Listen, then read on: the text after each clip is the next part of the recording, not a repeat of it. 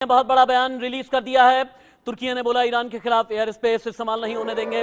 भारत के विदेश मंत्रालय ने भी बयान जारी कर दिया, तनाव खत्म कर शांति से निकालें मसले का हल। ये भारत ने बोला, दोनों देश कूटनीति के जरिए विवाद को सुलझाएंगे, ज्यादा अच्छा ज्यादा बेहतर रहेगा। यानी अभी तक तुर्की, अमेरिका, ब्रिटेन और भारत के रिएक्शंस आ गए हैं। इसी बीच इजराइल की मदद में आगे आ गए हैं अमेरिका और ब्रिटेन ने एयरफोर्स जेट और एयर रिफ्यूलिंग टैंकर्स भेजे हैं। ईरान के हमले के बाद मिडिल ईस्ट में भी तनाव बढ़ गया है। कई देश हवाई क्षेत्र बंद करके उड़ानों को डाइवर्ट कर रहे हैं। जॉर्डन और लेबनान ने हवाई क्षेत्र अस्थायी रूप से बंद कर दिए हैं। यानी नेटो मुल्क, उधर यूरोपियन कंट्रीज की तरफ भी, और यहाँ मिडिल ईस्ट में हर तरफ अगर ज्योग्राफी आप देखें, तनाव बहुत ज्यादा बढ़ चुका है।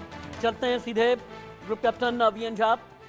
ग्रुप कैप्टन वीएन झा, जब भी युद्ध होता है ना, दुनिया कई अलग अलग टुकड़ों में बट जाया करती है।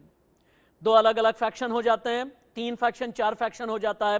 लेकिन पिछले लगभग 2 साल में जितने भी वॉर फ्रंट ओपन है, इसके बाद दुनिया कितने अलग अलग पोल्स में डाइवर्ट हो गई है।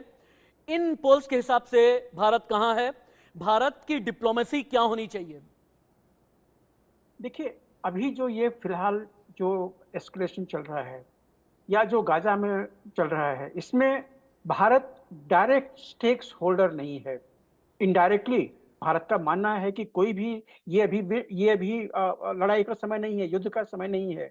जबकि पूरी दुनिया ये जो महामारी शुरू हुई थी उसके जो इकोनॉमिक इम्प्लीकेशंस हैं उससे जब गुजर रहे हैं, लोग भूखों, कितने कंट्री ऐसे हैं जहाँ पे कि इकोनॉमिक मेल्टडाउन हो गई। ये युद्ध का समय नहीं है। लेकिन जिस एरिया में चल रहा है, ये सारे वॉरियर्स हैं।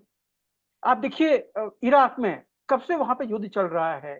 ईरान कब से युद्ध में लिप्त है। सीरिया, वहां पे तो दिन रात चल रहा है। यहाँ पे जो आसपास में जो गाजा है, पैलेस्टीनियन है, इनका तो तकदीर ही वॉर है। वॉर रिडन इनकी कंप्लीट हिस्ट्री है। तो ये पूरा का पूरा एरिया है, और वो उसमें जो छोटा मोटा बच जाता है, वो इराक का कर्ड एरिया और तुर्की, इस दोनों में चला जाता है।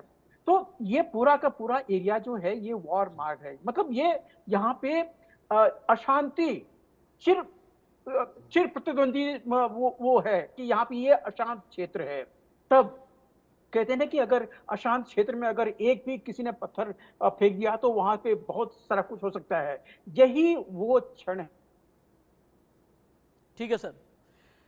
ग्रुप कैप्टन वीएन झा आपके पास में आए, उससे पहले ईरान और इजराइल के बीच इस बार जंग आखिरकार छिड़ी क्यों है, इसके लिए आपको कैलेंडर में जाना होगा, डेट शीट आपको देखनी होगी। ईरान और इजराइल के बीच हालांकि जंग की शुरुआत हो चुकी है। लंबे समय से ये दोनों एक दूसरे से छद्म युद्ध यानी प्रॉक्सी वॉर लड़ रहे थे। दोनों के बीच सीधे तौर पर बड़ी जंग नहीं हुई। ईरान पर यह आरोप लगा कि हमास, हिजबुल्लाह के आतंकवादियों को बैकअप देने का काम ईरान कर रहा है, ये इजराइल कहता रहा। इजरायली दूतावास पर हमले करवाता रहा है ईरान। बार बार इजराइल ने ये बातें कही, लेकिन 1 अप्रैल 2024 को हद हो गई जब हालात ज्यादा खराब हो गए। सीरिया में ईरानी एम्बेसी के पास इजराइल ने एयर स्ट्राइक करा दी। अप्रैल में ईरान के 2 टॉप आर्मी कमांडर्स मारे गए। ईरान ने इजराइल से बदला लेने की धमकी दी, और उसके बाद फिर अब 14 दिन के बाद सब कुछ युद्ध में तब्दील हो चुका है। मेरा सवाल यही है, युद्ध कहां रुकेगा, कौन रुकेगा और कौन झुकेगा? संजीव जी, आपको क्या लगता है, कौन रुकेगा, कौन झुकेगा? खाम नहीं रुकेंगे या बेंजामिन नेतन्याहू? हालांकि बेंजामिन नेतन्याहू हमास के खिलाफ भी कमजोर साबित हुए हैं और ईरान के खिलाफ भी। हिजबुल्लाह पर कंट्रोल नहीं कर पाए। हुती विरोधियों का भी जिस तरीके से हुती विरोधियों ने किया, उसे भी लेकर के बहुत ज्यादा विरोध का सामना करना पड़ा है बेंजामिन नेतन्याहू को। देखिए राशिद जी, अभी तो इस युद्ध की ऐसा लगता है कि शुरुआत होने जा रही है, और इसका जो पहला स्टेप तो ईरान ने उठा ही लिया है, और जाहिर है कि अब इसका जो काउंटर जो स्ट्राइक है वो इजराइल की तरफ से निसंदेह की जाएगी, और इजराइल इसको रिस्पॉन्ड करेगा। और इजराइल की जो एयर फोर्सेस हैं वो पहले से ही इसके लिए अपने आप को तैयार कर रही थी। हर तरह की ड्रिल्स कंडक्ट की जा रही थी, और यूनाइटेड स्टेट्स ऑफ अमेरिका ने भी अपनी पोजीशंस ले ली थी, और अनेक तरीके के जो वॉरशिप्स हैं उसको वहां पर इस पूरी जो ईरान और इजराइल के बीच में जो टेंशन को ध्यान में रखते हुए अमेरिका भी पूरी तरह से अलर्ट मोड में है। और अमेरिका के राष्ट्रपति जो बाइडेन ने भी एक बार फिर से ईरान को चेतावनी दी थी कि इस तरीके की कोई एक्शन को वो न ले, लेकिन अब ईरान ने एक्शन ले लिया है तो इसका काउंटर एक्शन तो होगा। और ये जो युद्ध है, अब देखना होगा कि इजराइल किस तरीके की कार्रवाई करता है, और इस तरह इजराइल का जो रिटेलिएशन होगा उसके संदर्भ में ये भी संभावना दिखाई देती है कि इस